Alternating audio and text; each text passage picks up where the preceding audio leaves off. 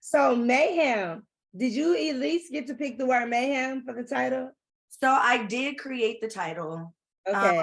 It just wasn't the title I had anticipated because the book ended up not being able, I wasn't able to write the book the way that I was told I would be able to write the book, which I felt would have been a lot more captivating, not just for me throughout the process as somebody who struggles with a lack of focus and anxiety and depression. I didn't want to feel emotionally set back. I also Right. want to feel redundant. I didn't want to feel like I was giving my pre-existing support group, I don't like to call them fans, but I didn't want to feel like I was giving my pre-existing support group something that they've already seen unfold, or, and if I was going to give them something that had already happened, I wanted to be able to give them the backside of it that Right. they weren't aware of, but in such a way that would also captivate them, because you have to remember that's what people, my audience that's why they've gravitated to me. They've shared some of the same struggles. So Right. I was also trying to consider someone like me. I'm never going to sit down and read a book. I'm Right. not going to do it. So, and it's not that I don't want to, I am Right. incapable. And that's a big, ADHD. yeah, and that's a big, like, and it's weird because I'm so good with words. The whole thing with the title was, to me, press is where you, and promo is where you explain the title. It's where you Right. talk about the contents of what's going to be in the book, right? Right. And so just because the words mental health weren't in my initial title that everyone said was great, Right.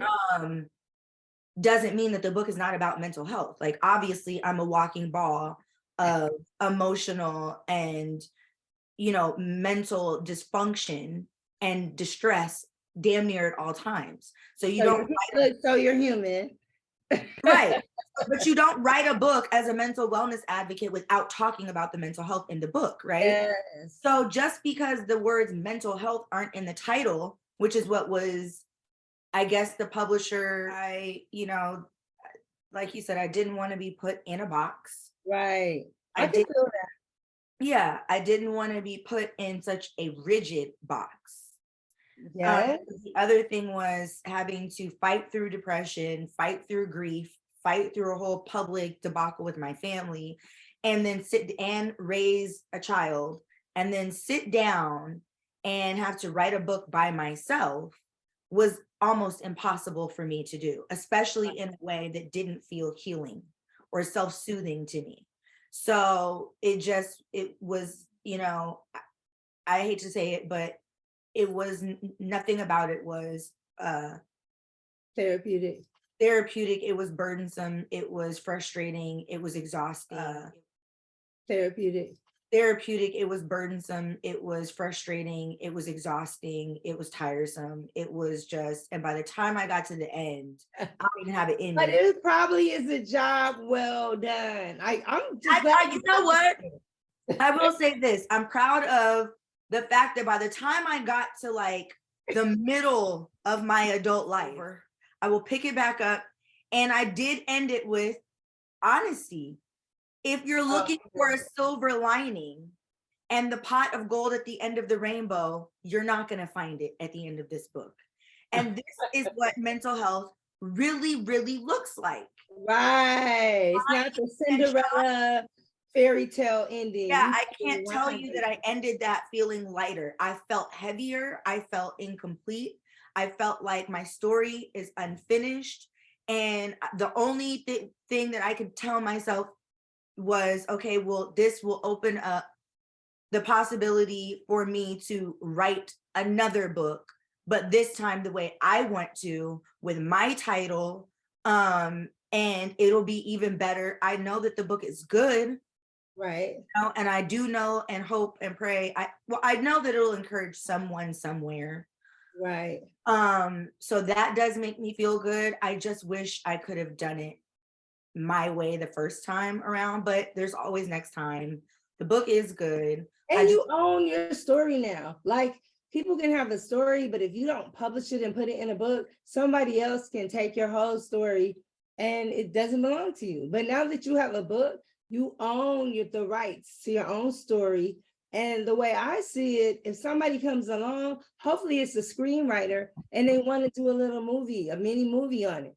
Yeah, I want to get to the second book because I feel like the second book is what's going to make, when you can actually see, which was the concept that I had initially. I wanted to be able to put screenshots, text messages in the ebook. I wanted to be able to include voice notes, voicemails that I've received that would blow people's minds. I think you should self-publish that book. And I will, and that will be the second one. And that was my idea for the first one. Yeah. And so I think that's why I say this, I don't want anyone to come to me because the answer is no. Screenwriting, biopic, no, not now. Wait for the mind blower. You know, this is a great get my feet wet. Right. Where I am, this is where I want to go. Like even just talking about writing a second book in the way that I wanted to is exciting. Yeah, it is. That I completed the first. I think you'll get through it like this because you have all the material gathered. So all you have to do. Oh yeah, I was ready. The clip was loaded. I was ready to empty it. So did you have to like write in certain places? You know, I asked Ava DuVernay before she did Selma. She came and did like this sit down with everybody. And I was like, how do you not get distracted? Because as a writer, I get distracted. And she was like, she does too. So that made me feel good that she said she'll sit at home and start writing. Then she has to go to Starbucks. Then she may have to go to a bookstore, you know, like she would just go different places until she could get her mojo together. And she might end up back at home. But I was like, okay, so it's not just me. You know, you got to be in the mood to write too. You really do. And you know, it's like I said in the book, it's extremely ironic because I'm such a wordsmith, but those clapbacks and things that people see on the internet and on television, those really do just fly off the top of my head. Like I'm not sitting there thinking I'm witty, I'm quick. Right. You like, no, it's automatic. You're natural. It comes out, right? But, and then songwriting. So writing the book wasn't like clapping back, and it wasn't like writing a song. And to me, words without a melody or words without rhyme or reason or a visual are just that. They're just words. Did it seem like poetry? You know how the spoken word, did it feel like spoken word when you were writing? No. And so when the way that I had to write, I had to be inside. I went from the backyard to the front yard, to the master balcony, to my bed, to my couch, to my dining room table. Like I had to be, I'm too easily distracted. So, and it was draining. It was draining. Writing this book, I was talking about things that I was in grief counseling for, I was in trauma therapy for, I'm in psychiatry taking antidepressants and prescription sleeping meds for.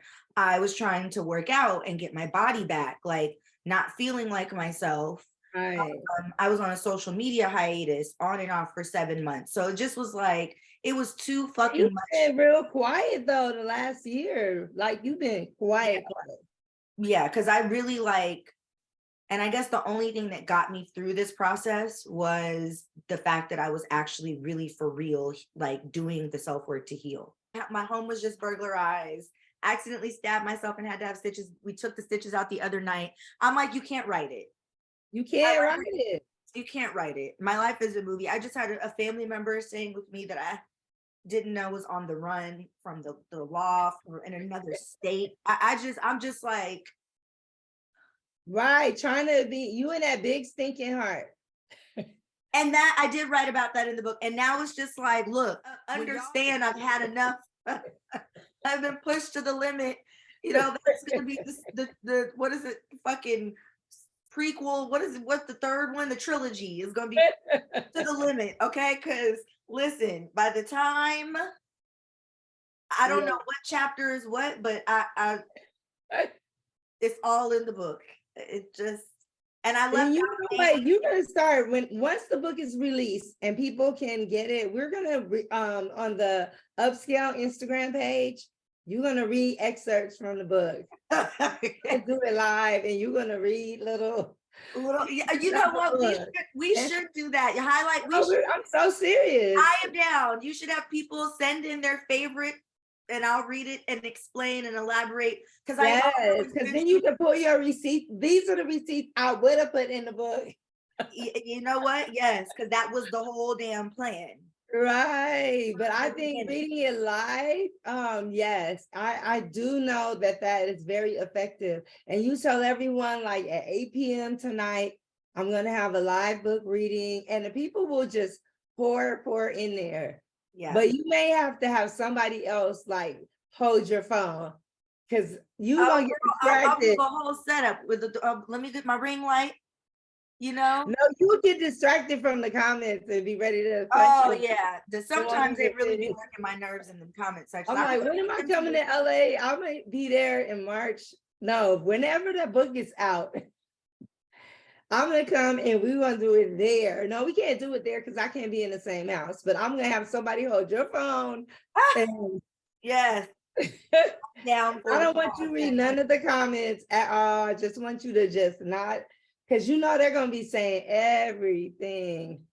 That could just be like the whole thing. That's and I wrote about them in the book, so don't worry. For the haters, you got some shine too.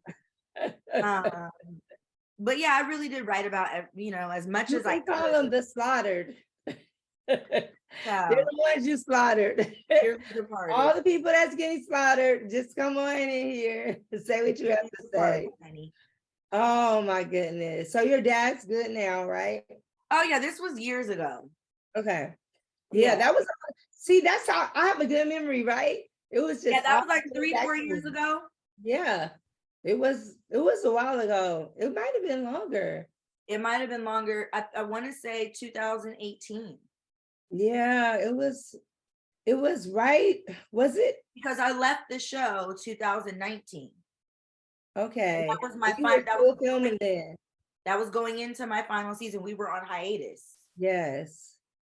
Now, do you feel like a sense of relief not being on the show? Like you were one of the original cast members, and that was a huge franchise. Like it still is huge because now they're making all kinds of money.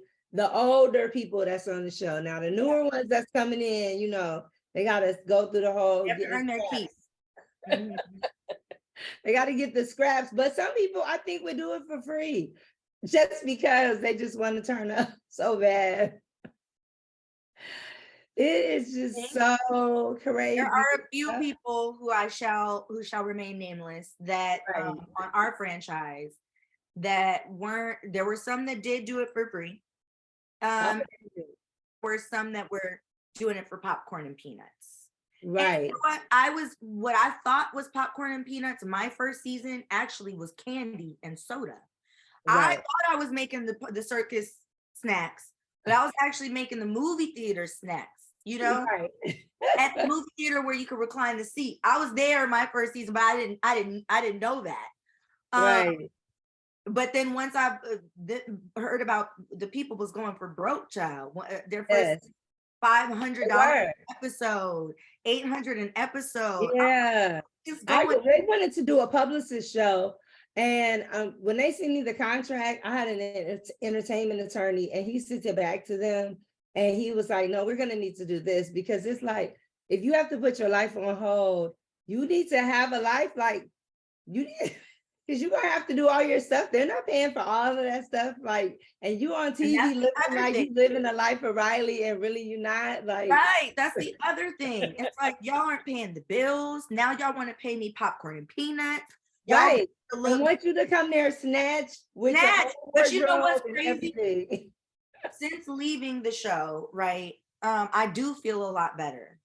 And then I also talk about this in the book, God's timing is impeccable sometimes, even in the most painful and darkest times and parts of our lives, right? Right. Even when we can't make sense of it, when it hurts, when it gets lonely and all those good and bad things, right?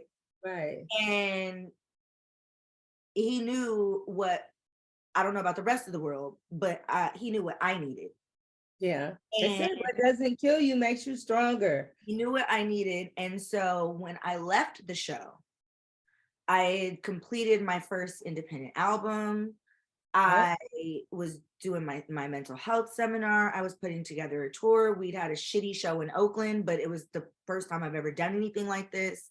So I was excited to come back to the drawing board, revamp and do this to, figure everything out. And Right. I ended up having an emergency surgery, an apicocectomy. And that was the day that that they closed us down for COVID. Wow. And so That was February. What? that was March. February, March. March. I Yeah, right always around. remember it was March of 2020, and I'll never forget because I filmed my last episode, which was the reunion, on October 16, 2019. It aired December 22nd, 2019. I left for the mental health seminar in end of February, and March 4th is my birthday. And so my party was supposed to be like March 21st or 22nd, and I wasn't able to have the party because we were shut down Yep. They were not playing. at all. And so I say that to say the pandemic, first God slowed the world down, and then he completely stopped it. Stop it. 100% stopped it. And what that did was, for me, I didn't feel any angst. I didn't feel depressed. I felt so relieved that the daily humdrum of life Running here, scurrying over here, scurrying over had there. been completely halted.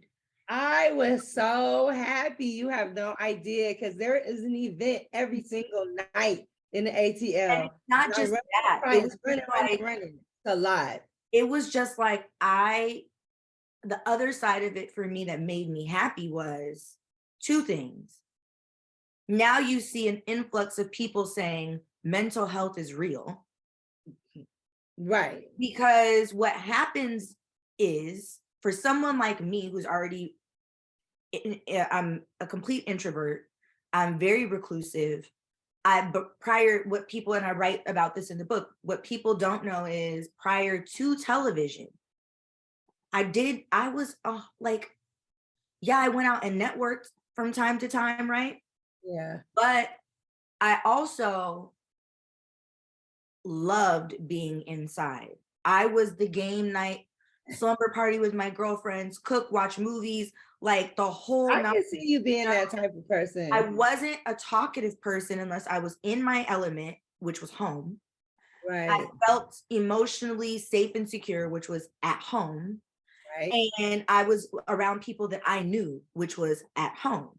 Right. Right. So I wasn't, you weren't going to find me out and about just chit chatting and flittering around. That Right. I don't do well with that. Right. So Right. that correlates to what I was saying about the pandemic, is that once that happened, it brought me and my friends a lot closer, because now we had nowhere to be but inside. And I'm Right. always the hostess anyway. So the kickball games, the game nights, finding chefs. I employed so many Black nail techs, hairstylists, brow techs, lash techs, Wow. chefs, because I was experimenting with self-care, like all the things I Yeah. never had the time to do when I was on the show. I discovered, I always knew I loved long nails, but like they were all Black women that I was working with. That was giving them a chance to not only make money, get promotion. There were more eyes on social media than ever before because everyone was Yes. inside. Oh my God. They Right? were. And so a lot of these young women are thriving now, right? Yeah.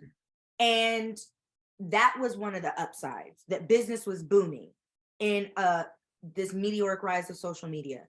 The other thing was, you now saw people, which I found to be very interesting, people saying, oh, mental health is real, because what people don't realize is when the world is going and you get to leave your house and you get to go to work, as much as you might hate your job, right?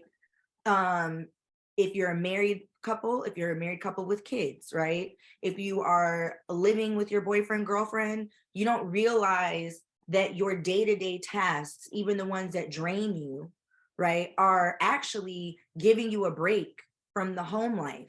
So Yep. now you're All the seeing people, distractions.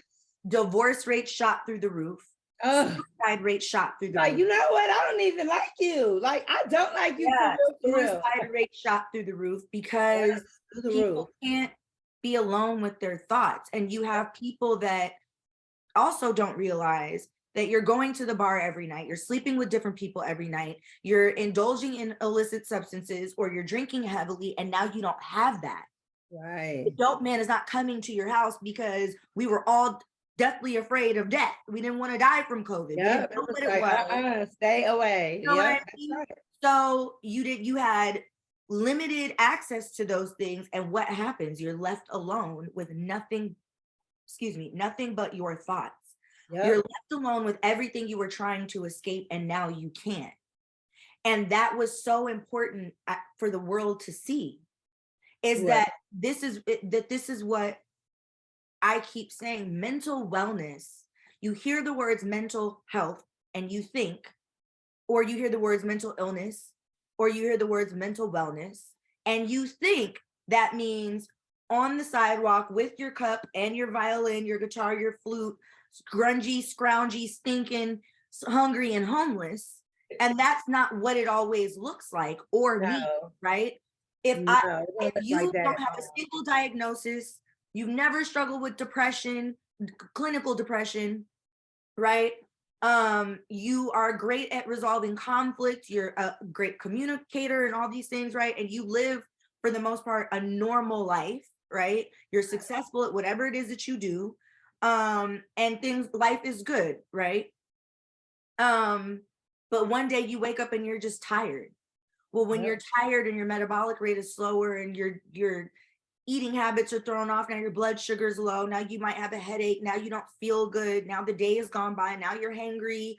That is your mental wellness. Right. Anything that throws you off your square has affected your mental wellness, Yep. which then affects your ability to do what you would normally do on a day-to-day basis in the way that you would normally do it. Being thrown off of that schedule is because your mental wellness has been affected, and that is all it means. That is so true. That's Yeah. all it means. So, I also talk about, you saw so many people, we saw these memes about how now women had to be moms Yep. because Like real now moms. Like, you're the teacher now. The homework, you're the the teacher school is now, at home. or the housekeeper now. You're cooking now. You know Yep. what I mean? You And can't a lot of people cannot handle it at all. And as I also write about this, as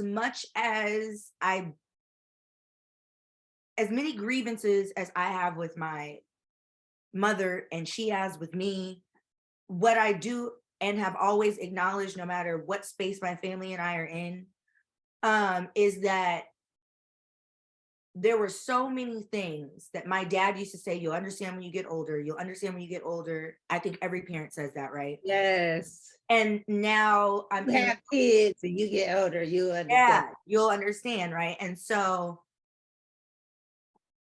within the past, I would say 4 or 5 years, I go, oh, this is what my dad meant. Yep.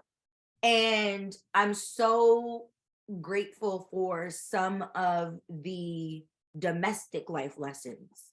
So, yes, We're primarily. like, yeah, whatever. Yeah, And now we're like, oh, okay, I get it. Taking out the trash was primarily my brother's job, but I had to do it as well. Scooping the dog poop was primarily my brother's job, but I also had to do it as well. But I also had to, huh?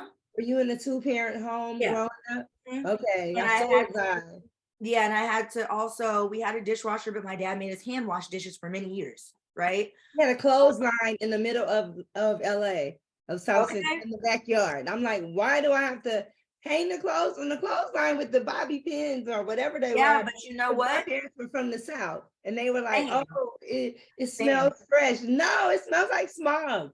It smells like outdoors. But then you have these moments that no one can foresee, like a pandemic. And no one can see it coming. And while I was not prepared to be a teacher, and I'm very short-tempered, and I struggle with that, and I focus, right? It was a little bit easier because I'm already a homebody. Right. I'm already a hands-on parent. Now it's just, I have to be hands-on at home with the distractions, but the type of upbringing that I had, even with my shortcomings, did make it a little bit easier for me to cope. Having my son home all day, every day wasn't a burden for me.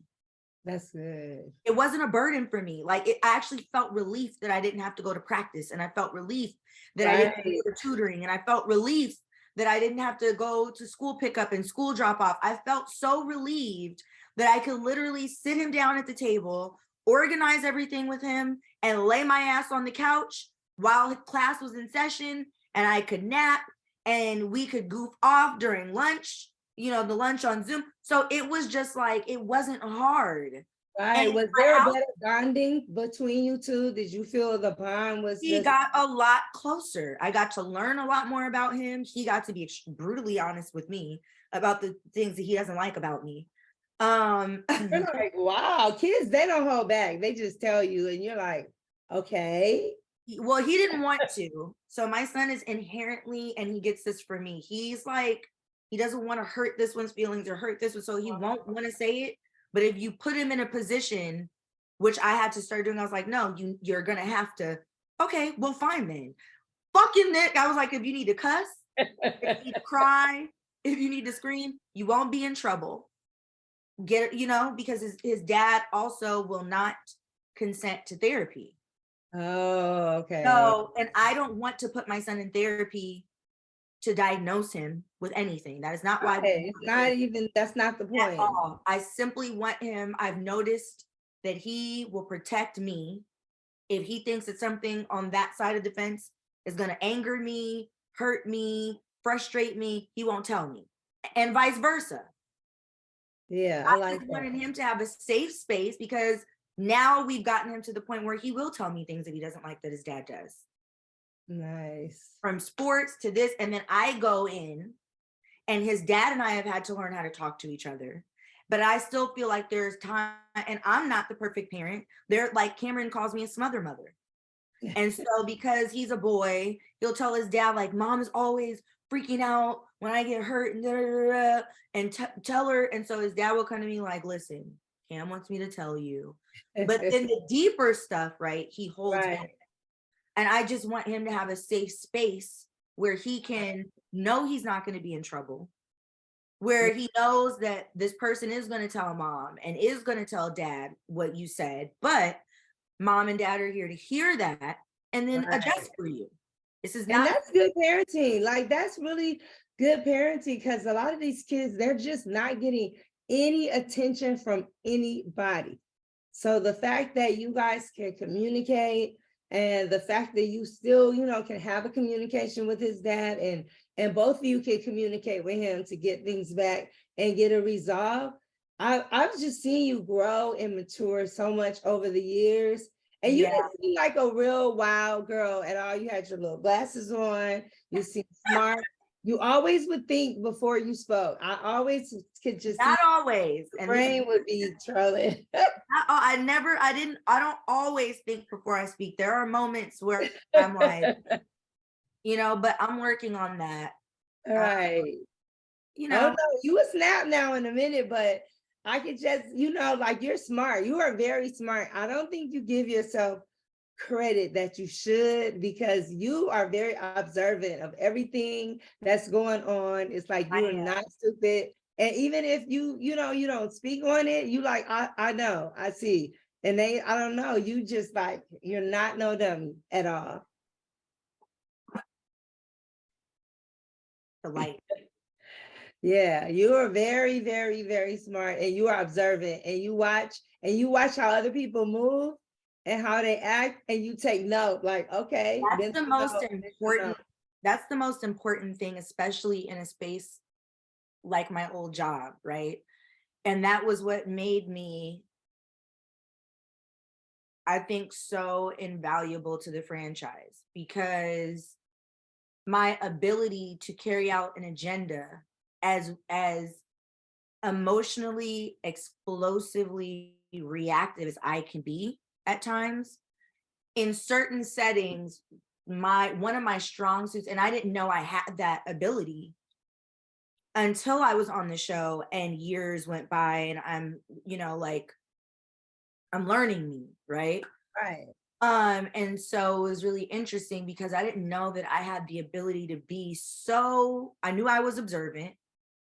I knew I was witty. I knew I was smart. I knew I was quick. And I knew that if I ever had to, I could really bust somebody's ass. Like if it ever got to that. So that was never a Right. thing of, I never, those things I already knew about me. What I didn't know was that I actually, if I am pushed to a certain point of not wanting to deal or, mastering the art of studying somebody else, the body language, um, the psychology of that person, the way they're talking, the way they respond, the way they don't make sense or do make sense, or just the mere fact that we've never had a beef, but producers said we need to bring our friends together who actually do have a beef, but now Right. we're in the scene going for broke. And it's like, wait a minute, we've never had an issue.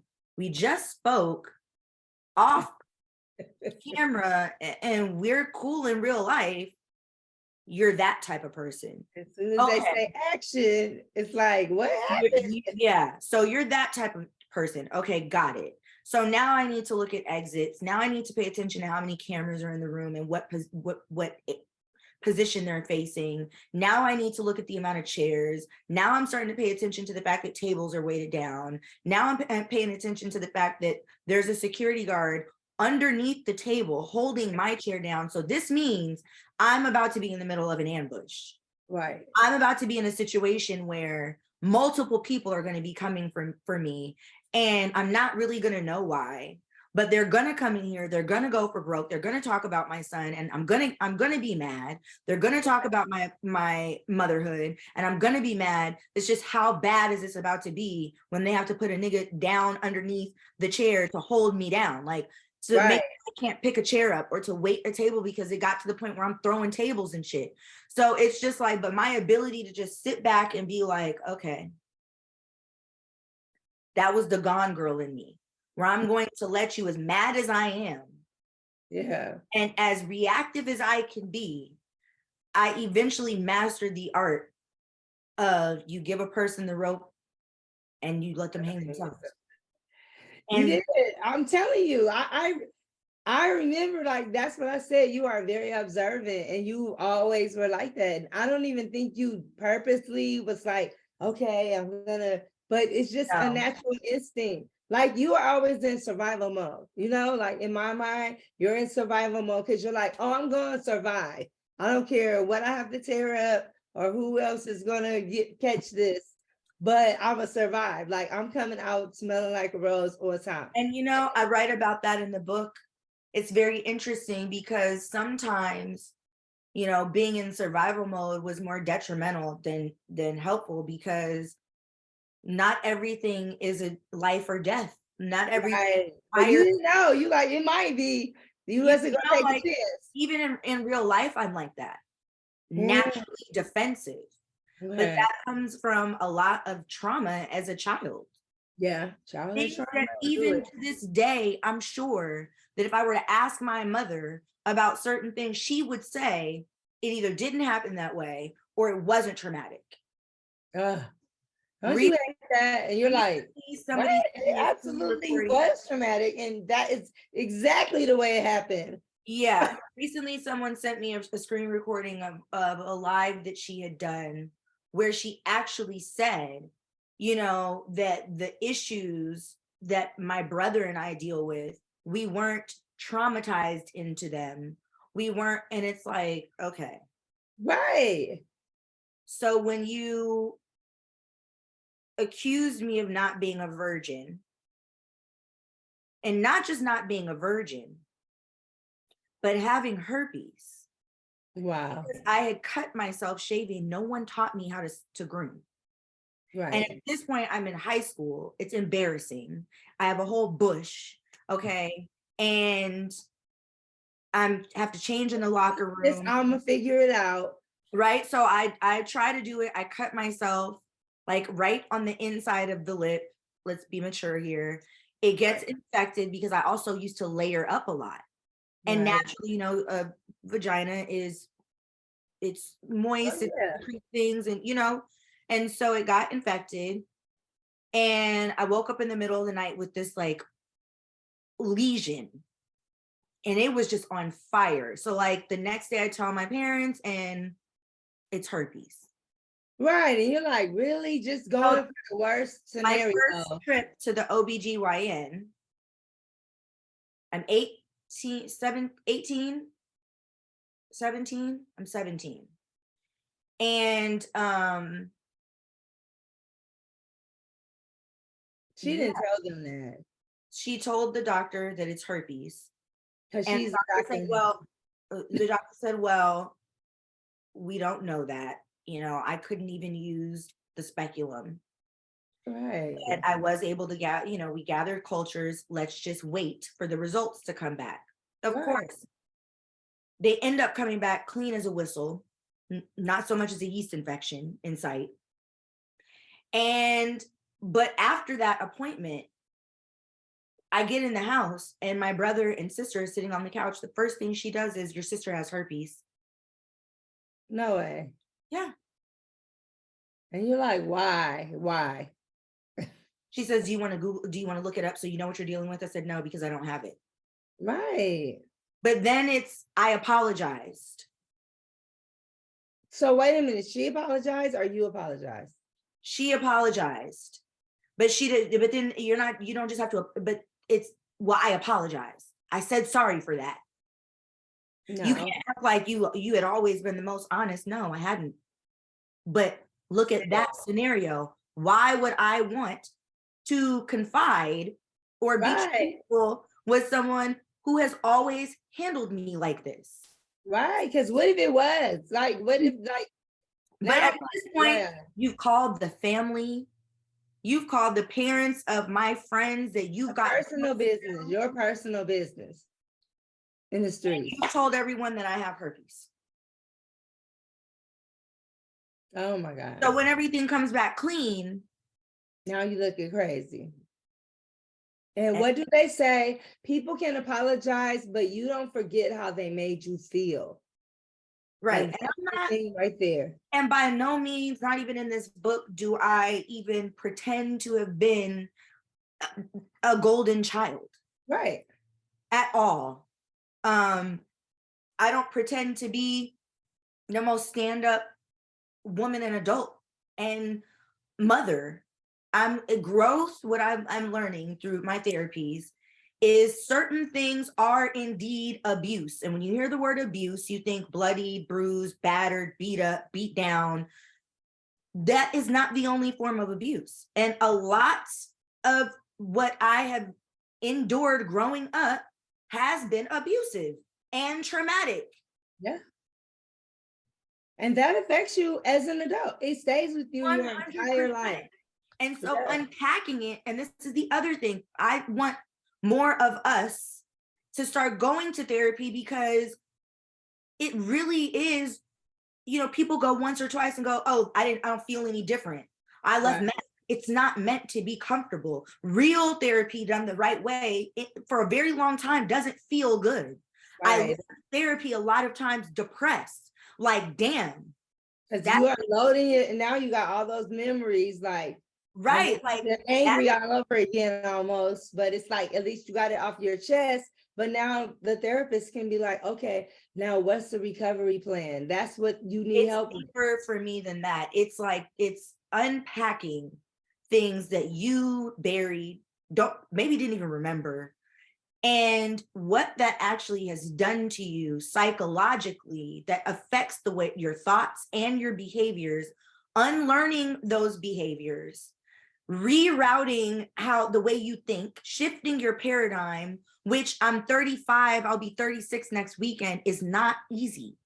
Yeah, that's true. Not fucking easy. So leaving therapy for a long time was like, damn, like, that's who I am. That's whack. And that became right. That was depressing. Like, damn, this is how my son really feels. That's whack. Like, damn, like, okay, I can see how my mom might feel this way. That's whack. damn, like I said this to my dad in the heat of the moment. That's whack. Like, damn, like I really haven't been empathetic towards my brother and his mental illness and his journey, or empathetic with my parents because I was resentful because they were running around telling people I was bipolar, running around telling people I was borderline personality disorder.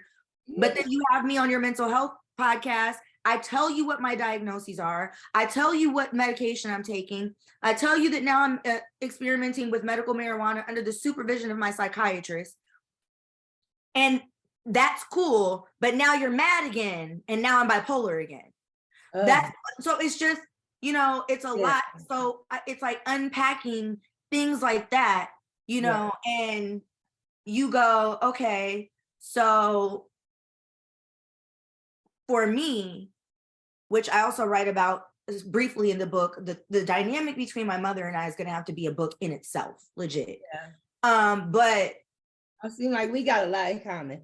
Yeah. So with that, I felt like I wanted to handle that portion or that person in my life as it pertains to the book very carefully.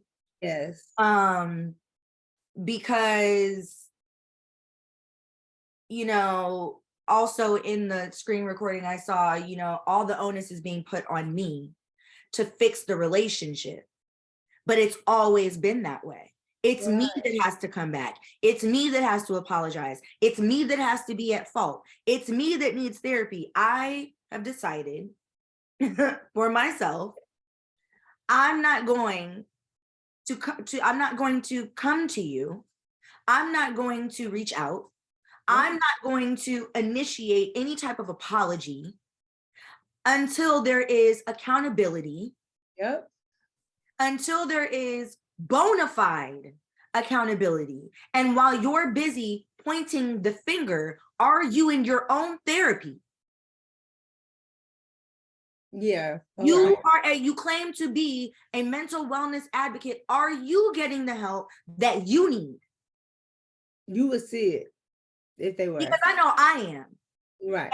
And that help kept me from really annihilating, but a lot of people, it saved a lot of people throughout this process of me writing this book, because the goal was not to hurt anyone, but to help somebody else. So I had to be very intentional about and see, that's also a common thread that I don't like about my life. I always have to bite my tongue. Right. Story and how it's my life experiences have affected me. I have to be careful about how I even talk about my own trauma, because you might react this way, they might react this way, they might feel like so, but then you can't tell the whole thing. Now I have to leave out bits and pieces, whether I'm right or wrong, right? Because now I can only tell this one part and it has to make sense. So I can't include this part, right, of the buildup, because I can only talk about this part of the scenario in its entirety. So I can't talk about this part because then I'd have to say this part. So I can only talk about this part because this is the one part where I can tell everything around it.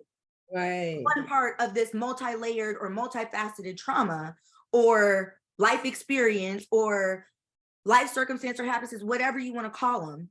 Right. So, that's why, like I said, I was just honest by the time I got to the end of the damn book. Like, look, I need my book now. Look, I can't wait. Shit. Ain't no silver lining, bitch. Wait to get this. No more silver lining. I got more work to do, bitch. That's it. Ain't no pot of gold. Ain't no rainbow. A nigga ended that book depressed. Okay. Coming soon. That might be enough for someone who's, having different situations to be like, okay, you know what? I'm not normal. Like, I have this right here, but there are things I can do. And let me talk to somebody about it, like that's what we have to get in everybody's brain, and our people of color, that therapy is not taboo. It is great. It's a good thing. It's a good thing. You can admit it, reach out for help. And if you have the right therapist, and you may have to go to 2 or 3 people, maybe the first one, and you don't mesh, not going to mesh with everybody. It's a trial. It's a trial. It's a process of trial and error. Yep, And, absolutely. that's just what the book, for me, this first book is for, is just hopefully. But there's a different type of peace about you. And I don't know if you see it within yourself, but I just feel the whole time. I I'm do. like, A lot of people have been saying that they're just like, you're just different. And I'm like, yeah, when you are really, really, really doing the work, and here's the other thing, me really, really doing the self-work, right? right? I do not feel the need to explain shit to anybody anymore. Because what happens is I have been honest with myself.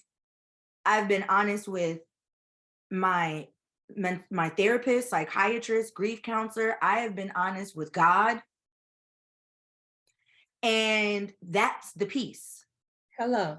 The peace is that I have literally just laid all my burdens down between therapy and my spiritual beliefs, and I am lighter.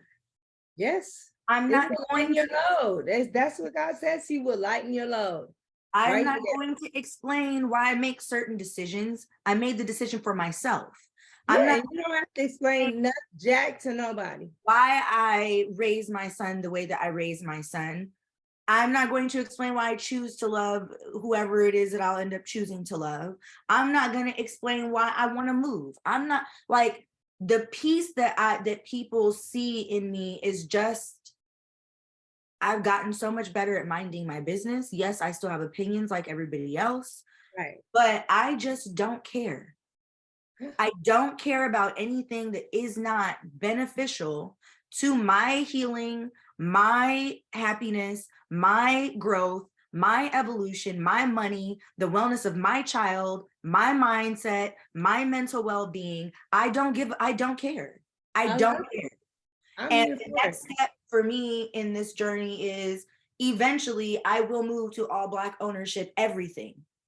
Because I think too that that's a big thing, and it plays a big role in why I feel, and I talk about it in the book, why I feel less likely to create. Is because ultimately everything has to pass through the hands of a white person, and by that time it's no longer mine. Yeah. And then I get the backlash, and I'm tired, and I will explain that till I am blue in the fucking face, because you're not going to take my song, my story, my life, my words, Right. and make it yours and dump it on me as mine. We're not going to do that. So that gives me, Right. and And I then don't, when you sell it, it's their money.